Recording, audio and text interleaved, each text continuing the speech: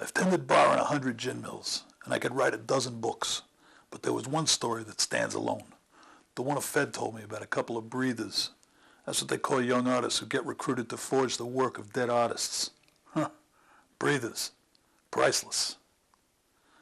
Slacker artists Tim and Eugene were once your basic, all-American interracial gay couple, but then there was a nasty breakup that barely left them friends. After being fired from their day jobs, Tim finds them both work as waiters in a Brooklyn restaurant frequented by mobsters.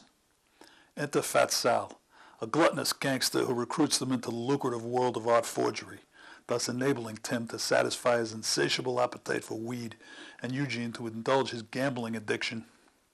They briefly shocked the art world with convincing variations of post-impressionist masterpieces such as Whistler's Father and American Gothic from Behind.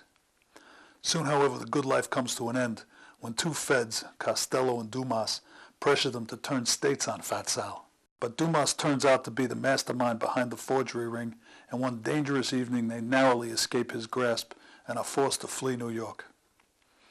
With nowhere to turn, they catch the first flight out and wind up in Vegas, where they meet a card-counting hustler named Edna, who backs them in their efforts to breathe some new dead art. Unbeknownst to Tim and Eugene and the rest of the world, for that matter, Edna is actually a man.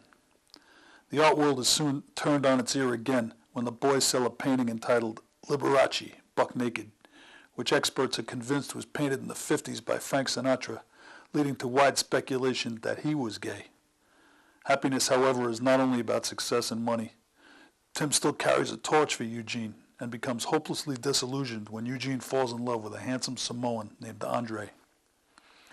Tim thinks he's finally met his Prince Charming, though, when he has a chance encounter with the dashing Jack, a gay, larger-than-life ex-Navy SEAL. Jack shortly disappears, leaving Tim even more despondent. Inconsolable, Tim drops his guard long enough for Fat Sal and his henchmen to capture him, but promptly escapes, causing an enraged Dumas to lock Fat Sal away and starve him to death. Dumas gets one final chance when he corners Tim and Eugene, but as he's about to pull the trigger, Costello bursts in and shoots Dumas dead. Tim and Eugene are quickly arrested and flown back to New York, where a media circus awaits. In the end, thanks to Costello's sympathetic testimony, they receive probation. Eugene is now free to start a new life with Andre, and the lonely Tim is left standing outside the courthouse. When Edna suddenly appears proposing a new alliance, Tim comes to a stunning realization.